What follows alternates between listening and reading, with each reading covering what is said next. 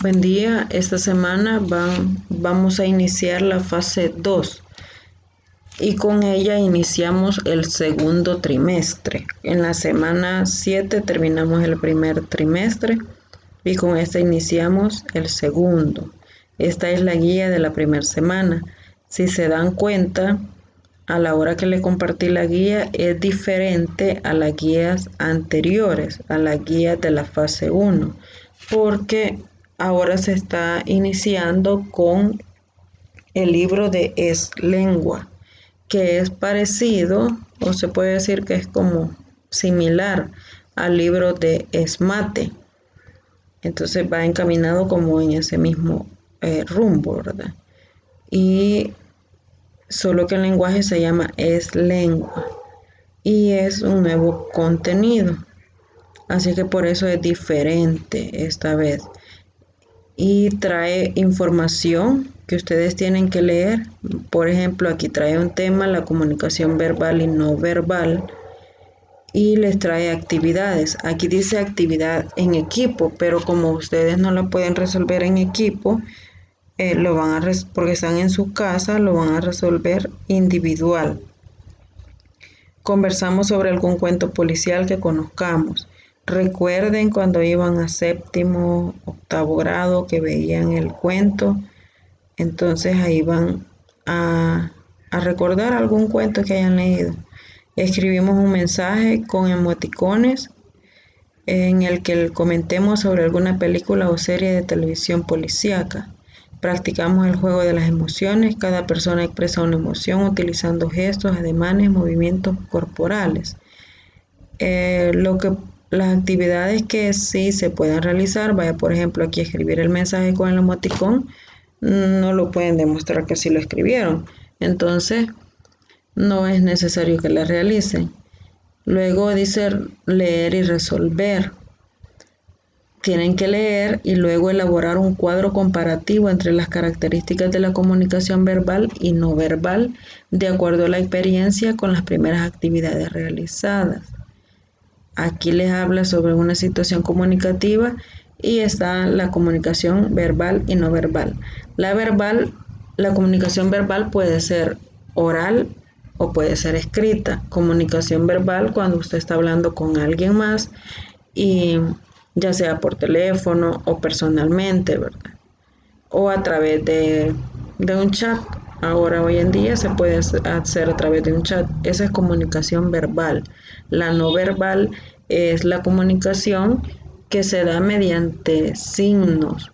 Por ejemplo, si usted va en un bus y está el semáforo y se pone en rojo, entonces ahí nadie le está diciendo que no tiene que pasar, pero es como un acuerdo en la sociedad que cuando el semáforo está en rojo, los carros tienen que parar. Y esa es una comunicación no verbal, porque no hay nadie que le esté hablando, no hay tampoco una información que leer, sino que es algo que ya se sabe.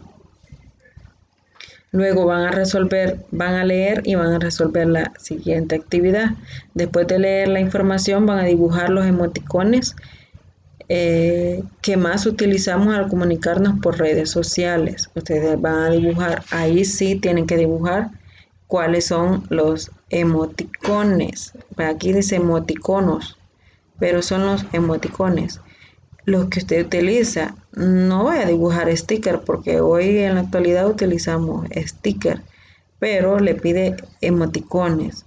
Puede ser de las con sonrisa, llorando, un corazón roto, un corazón entero, no sé cuáles son los que está utilizando. Y esos son los que va a dibujar. Luego que de terminar ese primer tema, van a pasar al cuento policial. Van a leer el cuento Los crímenes de la calle Morgue. Es bonito este cuento, así es que léanlo. Es de Edgar Allan Poe. Es misterioso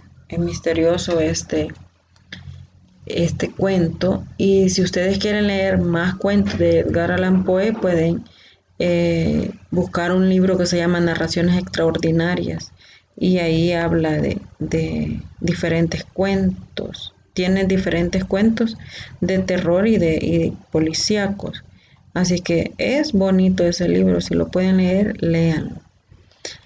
Luego que hayan leído el cuento, van a responder en el cuaderno cuál es el misterio que se deberá resolver en la continuación del cuento, cómo imagino el ambiente en que suceden los hechos.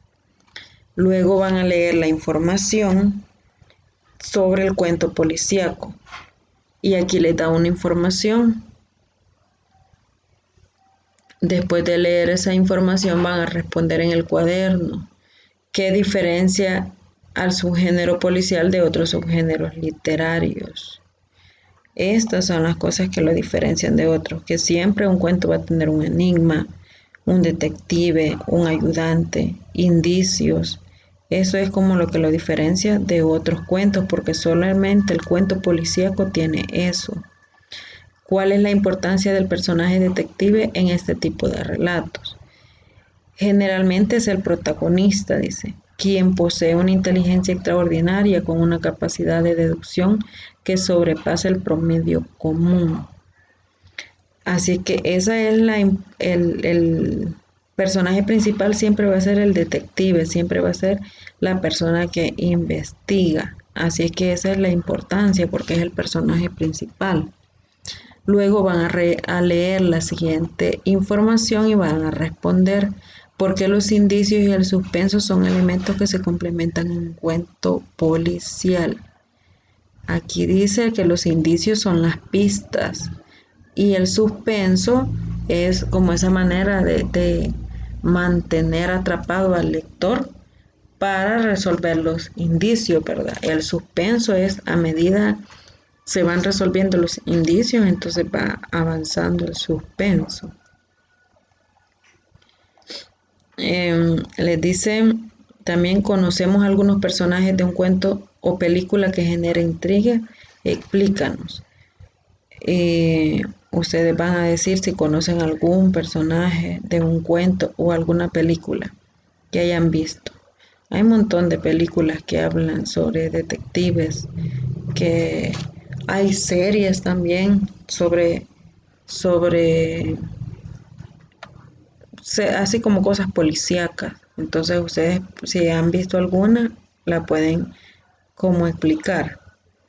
Luego van a leer un cuento policial y es un fragmento, La banda de lunares. Ustedes van a leer el cuento, aquí aparece, lo leen. Luego, el cuento es de Arthur Conan Doyle. Luego van a elaborar una caracterización del personaje detective y del personaje ayudante. Explícanos cuál es su función en el texto. Una caracterización es como una breve descripción de cómo era el detective, ¿verdad? Físicamente. Y cómo era el ayudante físicamente. Pueden también poner, si allí dice que es ágil, que es inteligente, pueden escribir también esas cosas. Y luego van a resolver cuál es el enigma a resolver en el cuento anterior, ¿verdad? ¿Cuáles son los indicios para resolver el crimen? ¿Qué elementos del cuento generan suspenso? Explícanos. ¿Cuál de los personajes causa intriga? Explícanos. Y la consolidación. Actividad en equipo, dice, pero ustedes la van a hacer individual. De acuerdo con la siguiente afirmación, en cuanto a la retribución, mi profesión lleva en sí misma la recompensa, pero es usted libre de sufragar los gastos en lo que yo puedo incurrir. ¿Cuál es la razón por la que Sherlock Holmes se dedicaba a ser investigador? Ustedes van a decir por qué, si lo hacía por dinero o lo hacía por hobby, por diversión.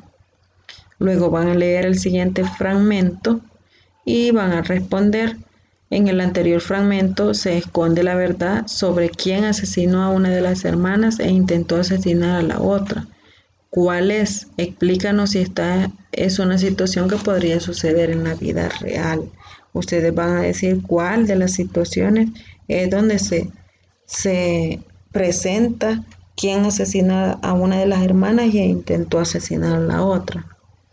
Luego van a elaborar un organizador gráfico con las ideas principales de la resolución del enigma. Lo van a hacer así como qué pasó primero, luego qué es lo que se fue descubriendo, hasta llegar al final, cuando se resolvió el crimen, ¿verdad? Eso es lo que van a ir haciendo. En el cuaderno, dice, escribimos en el cuaderno una reflexión sobre las consecuencias de la avaricia en las personas. Lo que van a escribir es lo que piensan ustedes sobre la avaricia en las personas, si está bien, si está mal, qué pueden decir de ello, ¿verdad? Y aquí les aparece una pequeña biografía de Arthur Conan Doyle, que dice que escribió 68 relatos en los que aparece el detective más famoso de la literatura, Sherlock Holmes, quien hizo su debut en la novela Estudio en Escarlata.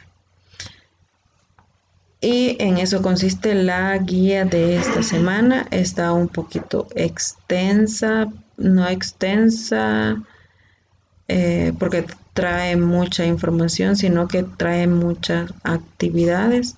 Así que traten de hacerlas en la semana. Cualquier duda me pueden escribir, estoy a la orden. Que tengan una bendecida semana.